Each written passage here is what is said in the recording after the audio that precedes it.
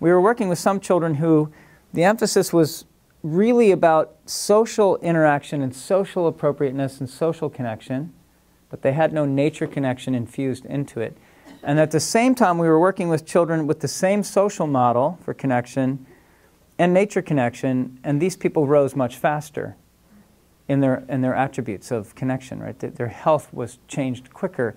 And what it began to say to us was that nature seems to be a critical nutrient for the well-being of a human being, right? Richard Louv, after Last Child in the Woods, he wrote another book called The Nature Principle, because Last Child in the Woods was kind of like all the bad news, and The Nature Principle was the good news.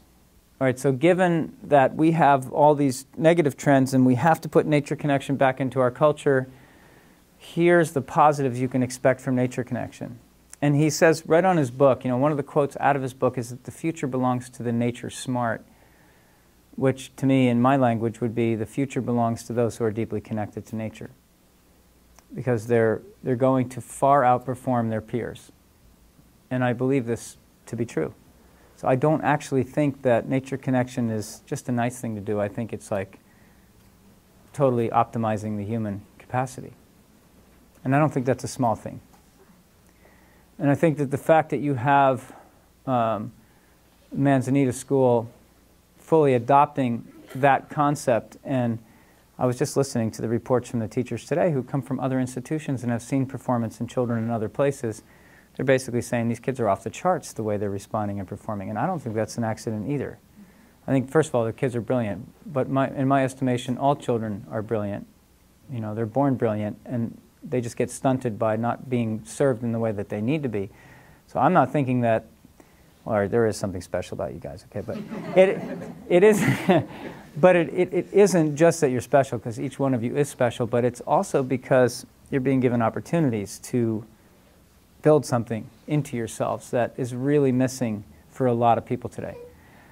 I worked with a Sun Microsystems HR guy for a while, and he watched children, so he's been working with me since probably the late 90s, and he's been on the board of our institute, the H. Shields Institute, for that whole period of time. And the reason he is on that board is because he was reflecting on the history of leadership within Silicon Valley, for instance, okay?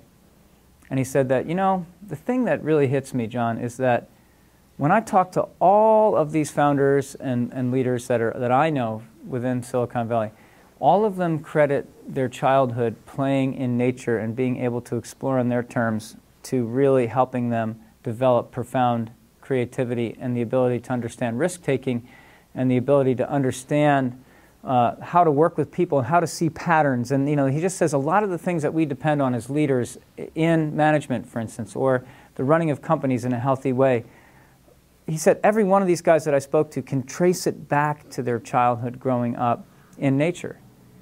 And he asked the question, what about a whole generation where nature connection loss is apparent? Where's that leadership going to come from?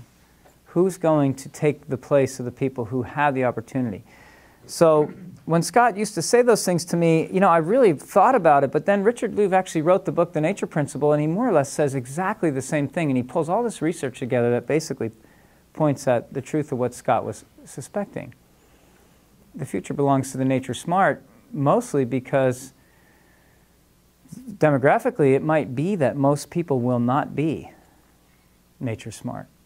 They will be disconnected to a fault, to a high degree, to where their level of empowerment will actually be dulled to a great degree, you know. But if I get my way, everyone will be nature smart, because it's sort of like saying, well, who deserves good water? Who deserves good food? Who deserves air to breathe? Who on the planet deserves that? You know, so where do we draw that line? And in my estimation, the vision and mission of the H. Shields is to bring nature connection and a regenerative culture around it, meaning that it will go beyond that generation, right, to every child on planet Earth.